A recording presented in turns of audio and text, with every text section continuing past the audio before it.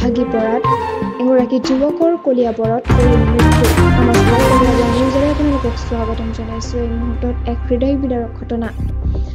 জীৱন বিশ্বাস নামৰ এগৰাকী যুৱকৰ যোৱাকালি দুৰ্ঘটনাত গছৰ ডাল ভাগি পৰাত কৰুণ মৃত্যু হয়।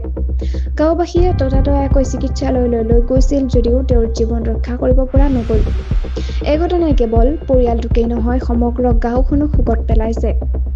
জীৱনৰ মাকে কান্দোনত ভাগি পৰিছে। তেওঁৰ কান্দোনত সমগ্ৰ গাঁওবাসীয়ে শোকস্তব্ধ হৈ পৰিছে।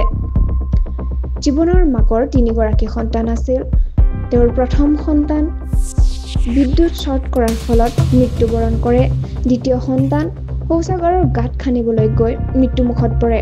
আৰু এতিয়া তৃতীয় সন্তান জীৱন বিশ্বাসে যোৱা ৰাতি গছৰ ডাল ভাগি পৰাত মৃত্যুবৰণ কৰে। মাকগৰাকীৰ বুকু শূন্য হৈ পৰিছে।